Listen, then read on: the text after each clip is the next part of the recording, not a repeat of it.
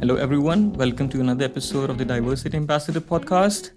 This podcast is brought to you by the International Office and the Equal Opportunities and Diversity Management Unit in the University of Saarland. Here we celebrate and explore the strengths of diversity and inclusion in our current world.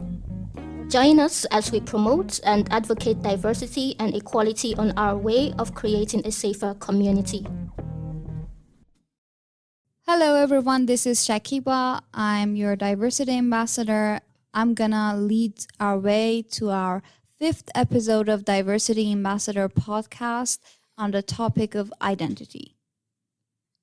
Here we are with Dave, Anita, and Brian, and we're gonna first talk about the definition of identity. What is identity? What does it mean? When we speak of identity, I may have to say, for me, it's the answer to the question of who am I? Identities are labels that we put upon each other or on our own self to associate with people in terms of differences or commonality.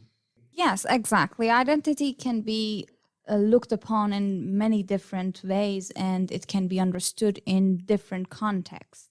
But I think at its core, it somehow refers to the characteristics, as you said, Dave, the traits or qualities that make us as individuals or even an entity unique and recognizable. It reminds me of the Indian philosopher Osho. He said something quite interesting on that. He said, when we speak of identity as the answer to the question of who am I, the problem with the question is that who is going to answer? That's the problem with the identity itself. It cannot be said that it is the only identity that's for me. Let's say for now, I visited 10 cities, and in 9 of them, I was the nicest person that could exist. But on the 10th city, something happened and I flipped. And there was one person on that exact point of time who saw me, being rude, a bit aggressive or angry.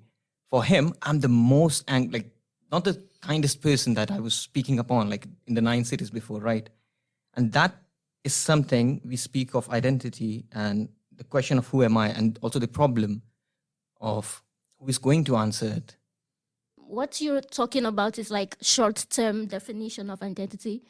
In my own opinion, identity is more a long-term definition in the sense that it's something that you build over the years. So in that point in time when that person met you when you were maybe being aggressive or rude, it doesn't define your identity. That is just your behavior at that point in time. We could look at it in a way as some sort of labels or stickers that we gather while we're growing up and while we're exploring ourselves. And then we somehow know ourselves or introduce ourselves using those labels, like male, female, rapper, singer, mother, teacher, bisexual, non-binary. These are all kind of labels that we use to identify ourselves. I mean, I do not want to sound a bit condescending on this, but I have this opinion that when we speak of character or traits or even behavior, the way you said it, it's also a part of our identity as well. Of course it is, yeah. And long term or short, it's still the answer to the question of who am I, maybe with context to the time frame. Exactly, you're right. I think it is just more detailed, but when we look at identity from a bit distance, what might come to mind might not be those details at the beginning, I guess. Yeah, I think it could be more helpful if we actually discuss different aspects of identity. There are many different ways to look at identity. For instance, one of the aspects would be personal identity. I think, to my understanding, this refers to an individual's unique characteristics, including physical attributes, personality traits, our beliefs, values, and experiences. I think personal identity is how we see ourselves as an individual and how we separate ourselves from others. Other aspects of identity, maybe? If I add a bit more on this, I may have to say the base principle, the way we, in my understanding, if I say that, how we define our own personal identity has to do with how we acquire a set of morals, how we perceive the just and unjust in a society, how we incline towards some ideologies, and also the temperament that we have, how we approach it, or better said, how we, even if I agree or disagree, how we put it out can also be a part of a personal identity as well. But it's a very philosophical thing to discuss upon when we talk about a personal identity, because there's nothing absolute can be said on that.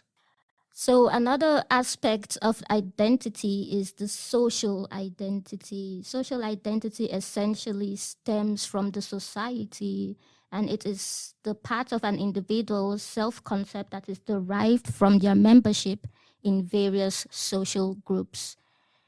These groups could include race, ethnicity, nationality, religion, gender, sexual orientation, occupation, etc., etc. Social identity influences how individuals perceive themselves in relation to others and how they are perceived by others in the society. Exactly. Thank you. And what about cultural identity? What do you think about that, Anita? Yeah, cultural identity is another important aspect of identity. It relates to the shared beliefs, customs, traditions, language, and values of a particular group. It is the sense of belonging and connection to a specific cultural background, and it is often influenced by the family and community in which one is raised. And to add more a bit on that, there is also professional identity that's connected to an individual's profession or career. There is also national identity that is also connected to a particular nation or country. And there is a gender identity. It is an individual's internal sense of their own gender, which may or may not align with the sex assigned at birth. It can be male, female, non-binary, genderqueer, and other identities as well. But when we speak of gender identity, I put the question on the table right now. Do we believe or do we know it that gender is a perception? That thing only exists in your mind. It does not have any physical appearance or any biological appearance to it. I think it depends on how you perceive gender. I think each individual could answer this question in a different way. I think as we live in a society that we root for equality, in order to achieve that equality, most of the times we try to dismiss gender and we try to decide and act in a way that we don't consider gender. And I think if you take that all in, gender really doesn't matter. But if you want to identify yourself as a woman, as a man, female, male, non-binary, transgender, that's absolutely okay and fine. I mean, I identify myself as a female. I with the pronouns she and her, and I have many friends that identify themselves different ways, and I think that's quite all right. This brings me back to the question again, that is gender a perception or something that we identify as a complete reality? Because perception can be an individual reality but cannot be universal. And I am of the opinion that gender is a perception. And how many genders, this brings me to the second question, how many genders then do exist? I was speaking to a very close friend of mine on the same question. He came up with a very nice answer. He said, as many people are there on the planet, there could be as many genders.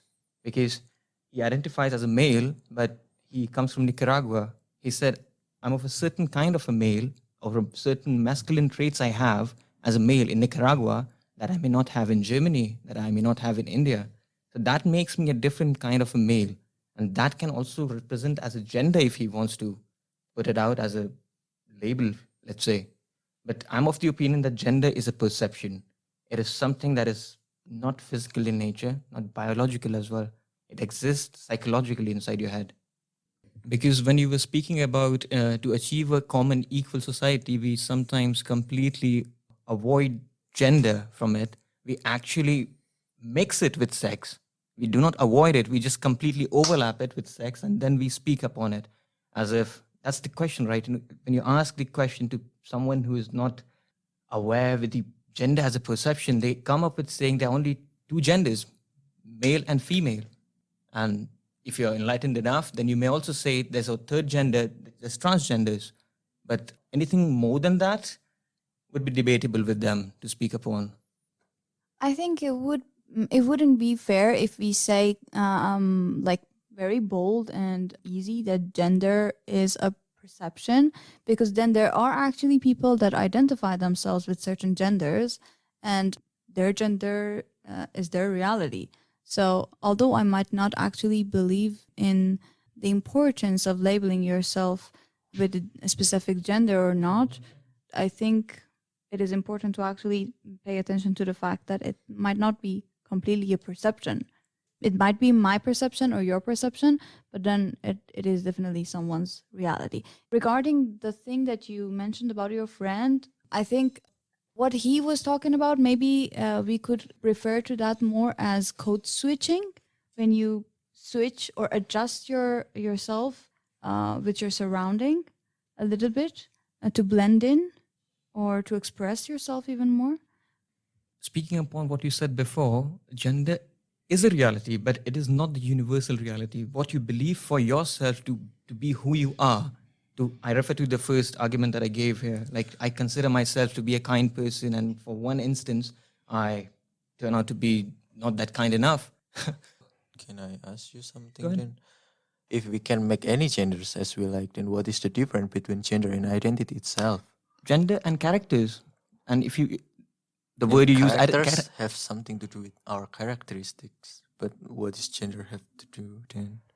Because if we make as many genders as we like, for example, like the male in Nicaragua is another thing as is different than the male in Germany, then there is okay, the let's say, like, identity you know, of for a now, I male say, or uh, something. for now, I say, when we talk about masculinity, when we talk about men being men, like we talk about being, like, you know, very muscular, like, you know, being the macho beliefs and macho figures and something like that. But I have a nail polish, I wear a necklace and these sort of a thing.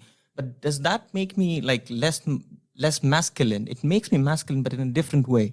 It adds more to the character of being masculine, but that character turns out to be, if I make sense on this, but feel free to add more on this if you differ or agree to it as well. That can be considered. I mean, mostly when we speak of genders, we have the understanding we speak on a very sexual term, people who identify with like homosexuality, heterosexuals, but gender can also be a perspective of how you think who you are. I think I got what you mean. I think what you're referring to as perception is somehow can be defined as your take on your gender or so it doesn't mean that gender itself varies or like for you in different time periods. Not I don't know, is that what you mean? Like you feel like more masculine one day and more feminine the other? I think these are totally all fine, but does that mean in certain days you identify yourself as like, I don't know, male, and then certain other days you identify yourself as a female? Is that what you mean?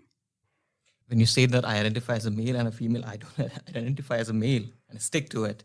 But the way I identify to this term called as male is different for me than it is different for Brian and maybe different for someone else. And for that purpose, we say that gender is a trait or a character. It has nothing to do with biology. It has nothing to do.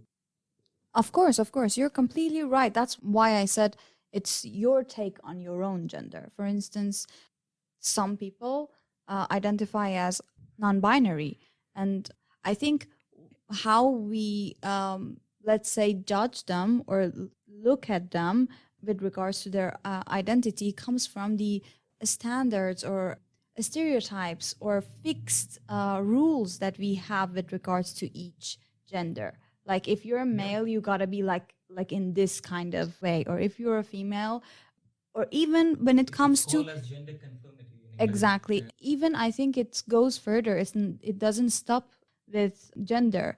I think when it comes to identifying yourself with different sexual orientations, then certain things are expected. Like if you identify yourself as a lesbian, then a picture comes to mind. And if you're not like that, You're still a lesbian. yeah. Like what I'm saying is you're still a lesbian, but you're in the context of how you perceive that term to be. And that thing is actually labeled as a gender. I'm not saying that gender is something that is absolute. It is completely on the perception of the person itself. And I'm talking more on this is because when people, they feel the hatred, they get the hatred from the other side. Those are the people who refuse to accept the perception. And that's something, hate is not something I preach for, but I understand where does that come in, because the perception cannot be understood by everyone. It's something that is very individual.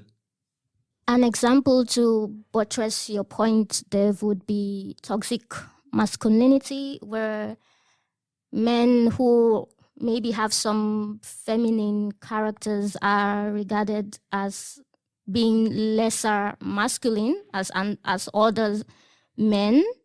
This toxic masculinity can lead to some effeminate men being regarded as less masculine than other men. So yeah, you do have a very good point there that when someone identifies as a male, it's based on their perception of masculinity or on their perception of being what kind of male they want to be. Yeah, you're absolutely right. I guess at the beginning, I personally didn't get what you were saying. And yeah, I totally believe in the fact that people shouldn't give in to those standards that are set by society, by family, by social media for them with regards to their gender, with regards to their identity overall. And you have every right to have your own take on your gender, on your own identity. The word that we had, toxic masculinity, is actually something I don't stand for. I don't believe the word should be used because it is something these days are used to target men in terms of for being a man or something like that. I understand the word toxic masculinity. We are talking about misogynistic men. That is something that we speak upon with this term. But this term is so overused and like left, right, center, like the spread of the word itself is so much that people, they develop a perception of like, a man has to be like aggressive, oppressive, and these sort of a thing. It's a part of being masculine. And that's something I don't address. Like, there's nothing called as toxic feminism. There's nothing called as like toxic womanhood or something, or is it? I mean, let's not use such derogatory words, toxic or something like that, with genders or like gender identities. I don't stand by that. I find there could be a better selection of words on that thing. I'm not saying it for you. I'm just saying it in general, what I have as a perception for this thing. I think it is also important to mention that identity is not something that is fixed. It can obviously evolve over time due to many reasons: personal experiences, life events, cultural influences, social interactions. People may have multiple identities, and certain aspects of identity may be more salient in different situations or environments. These are things that we need to keep in mind, and understanding identity is very important, and it's crucial in recognizing and respecting the diversity and complexity of individuals and societies. That being said, I think it's time for us to discuss about how identity can be developed. Identity development is, I think, a very complex and ongoing process, as we mentioned. It occurs throughout an individual's life, and it continues to evolve and change over time. It is, I think, influenced by many different factors. It can be genetics, environment, family, culture. We will discuss them, but before that, do you have any specific takes on how identity can be developed? I think I'm of the understanding that when we speak of our identity, it massively reflects upon the kind of experiences we had in our past and also the bunch of memories we carry. In my understanding, how we acquire or how we gain an identity, it has to do with the experiences we had and also with the bunch of memories that leads us towards formally forming a set of values and understanding of perception of the world that we have around us. I mean, that's my key take on how we develop our identity, and that's how I developed my identity as well. But not necessarily true for everyone. Yeah, there are definitely some key ways, and those key ways might be different within each individual. You were talking about self-reflection. I think engaging in self-reflection and exploring yourself is very important for understanding yourself in the best way. I think to do that, you need to go through your beliefs and values and interests, your strengths, weaknesses, and aspirations. Somehow you need to investigate yourself. It's like sitting in front of a mirror. There are many different ways that can help us in the way of reflecting and self-awareness. Many say journaling, meditating, and reading, talking to others, and asking for feedback. These can help you in the process of self-reflection. I think family, cultural influences, and also our social interactions from our childhood until now can also help individuals like us define our own identities and find a sense of belonging. I think exploring your interests can be helpful as well. Trying different activities, hobbies, and discovering your interests, they can be really helpful. Trying to find out what you're passionate about and what makes you happy and what brings you joy. I think this journey of self exploration can lead to the development of a more defined identity in terms of personal preferences and interests. Anita, other key points? So exposure to diversity is another way of developing identity. Being in rooms with diverse groups of people could help you to build your identity. Interacting with such people could also help you to build your identity. And exposure to diversity can help individuals form a more inclusive and open-minded identity. Another way identity can be developed is coping with change. So, for example, moving to a new country like Germany, a lot of people would experience different sorts of life changes. And when you're able to be resilient and cope in a new society, this could help to build a new identity for yourself. So, for example, before I moved to Germany, I wasn't as open as I am in Germany with my disability. And this new change happened because I had to embrace my identity, being in a new environment, and I had to come to a sense of acceptance of who I am. So definitely coping with change and life transitions would help to build your identity as an individual.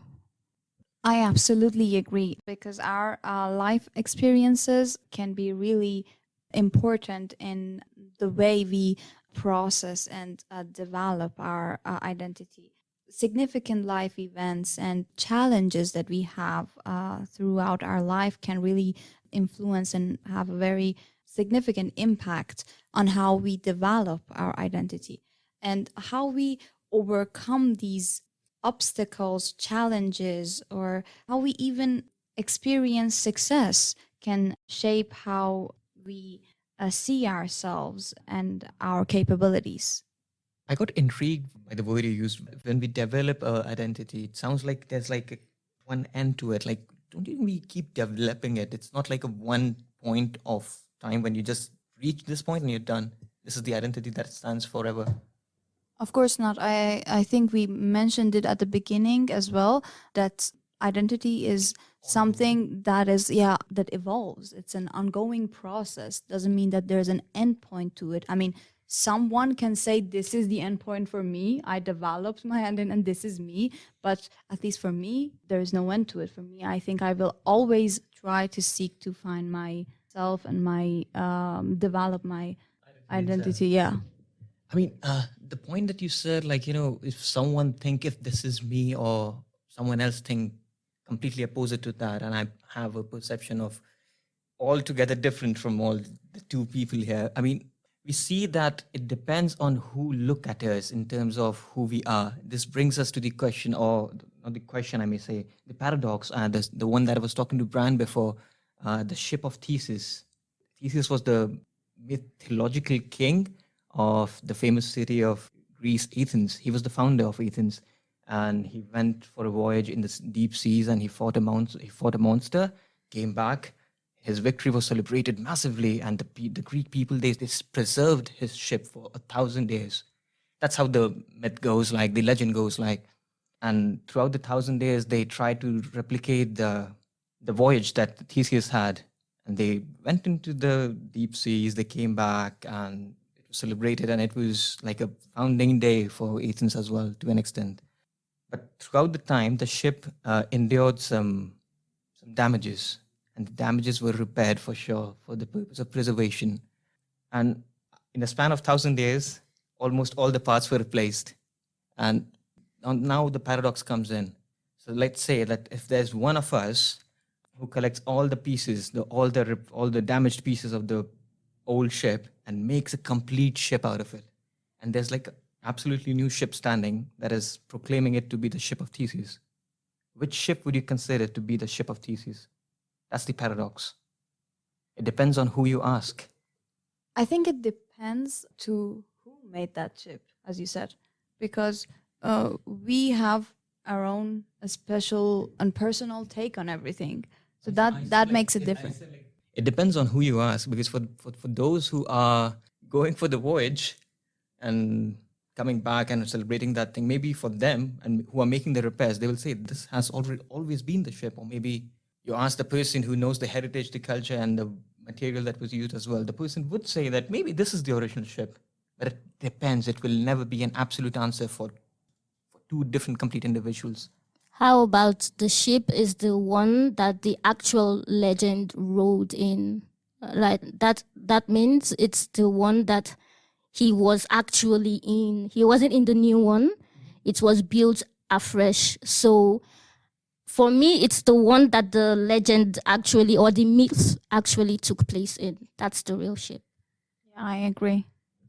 Upon the same paradox, I have a bit to add. Let's say we as an individual at the age of 10 and at the age of 80, do you believe those people are the same persons as well? No. Yes, of course. Of course not. They're the same person. I mean, that's the same belief I have with you as well. But there could be someone who says, like, the facial structure, every physical aspect of the person that you see, from mentality, from psychological aspect as well, the person has changed. You at the age of 80 will be completely a different woman, maybe in terms of psychology, in terms of physical appearance as well. And in that context, when you look at it, you can say they are two different individuals. And that's the question I repeat again. It depends on who you ask. I actually said not at all, because I believe, let's say it was Shakiba at 10 and now Shakiba, let's say in 40. It's still the same Shakiba, but to me, it's two different, like two whole different people. Yeah, because what I was then, I have the physical or like these things are not what I'm targeting. The thing is what I believed then, how I perceived the word, my point of view, my understanding of myself and others when I was 10 and now, and when I will be 40 will be different. Yes, that's why I think when it comes to like people, characteristics, traits, beliefs, you're always evolving and you're always changing. So, yeah. This adds to the point I was speaking upon, that identity is not absolute, it's a changing perception. Yeah, exactly. We said that at the beginning as well. Brian, any other key ways that can help us develop our identity? Yes, I think personal values alignment also plays part in how we develop our identity. As individuals become more aware of their values, aligning their actions and decisions with those values can strengthen their sense of self and integrity. I think this leads us to the question that why is it even important for individuals to explore and acknowledge their own identities? what's the big deal on that?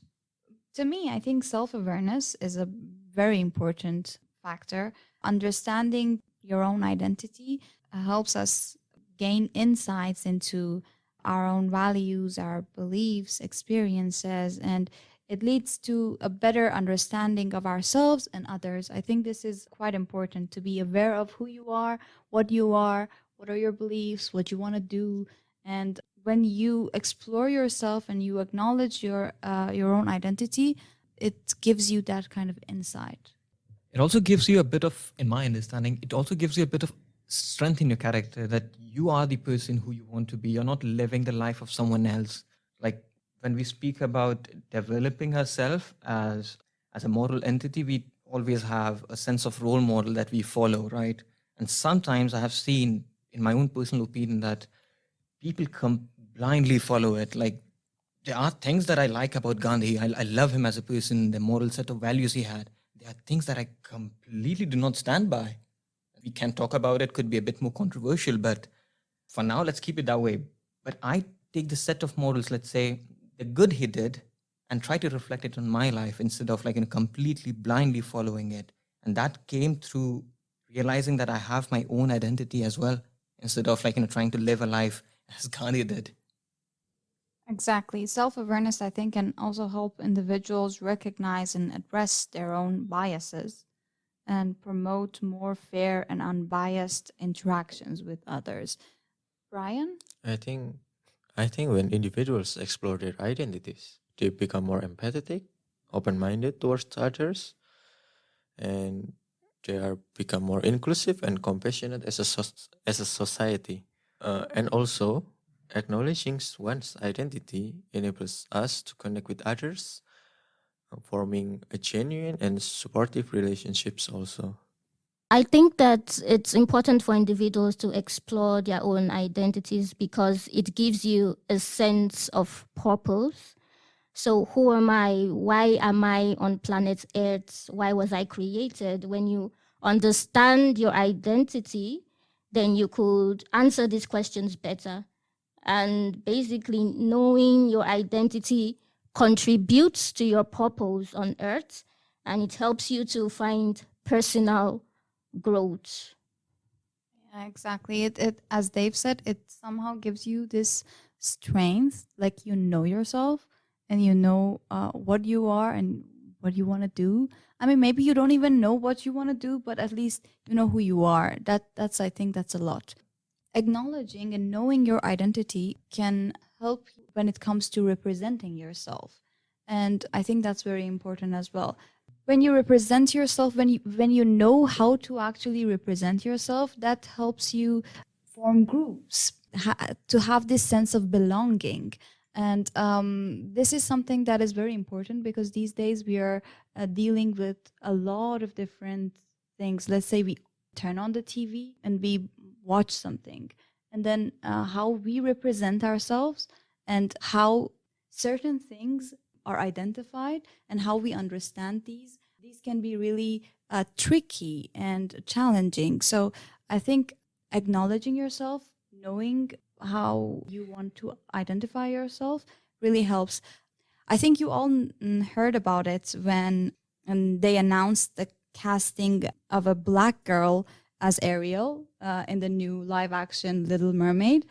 I think people went crazy over it. Like there were many different ideas on it because there's this representation of Ariel, and then it was somehow, I think, a little bit ruined for some people, and it was a bit tricky for them to accept it.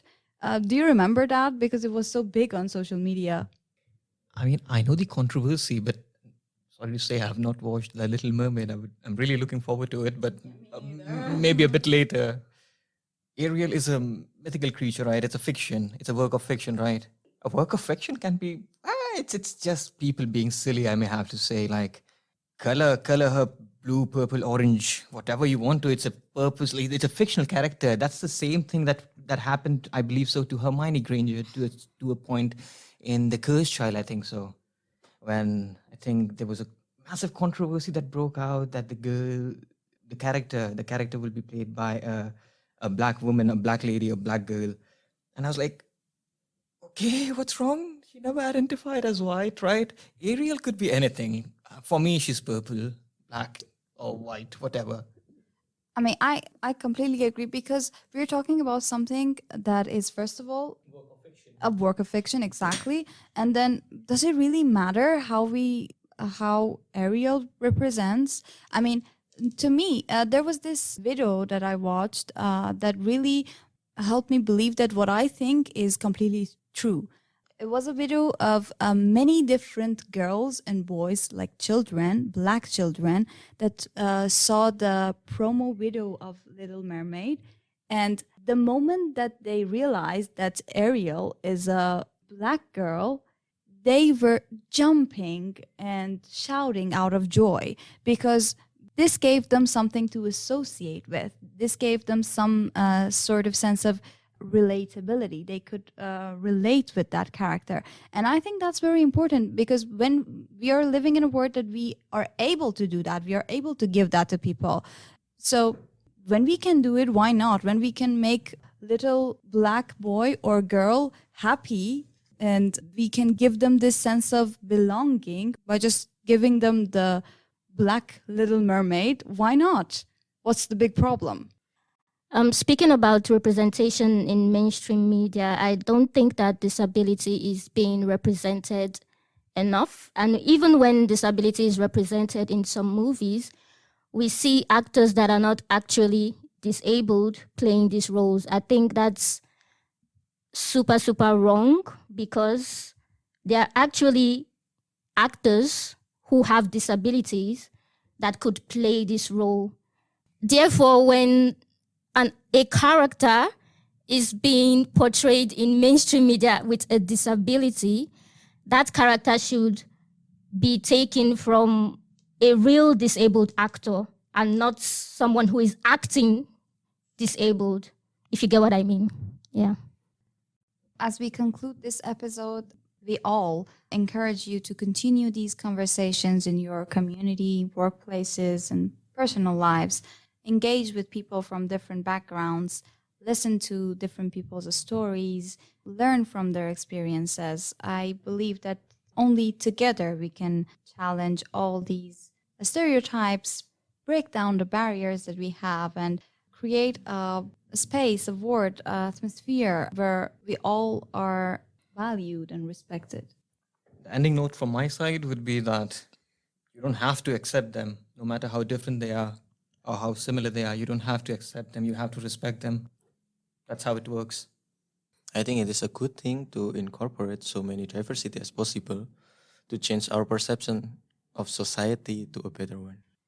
Thank you for joining us and listening to us. We all look forward to continuing our journey towards a more inclusive and understanding world.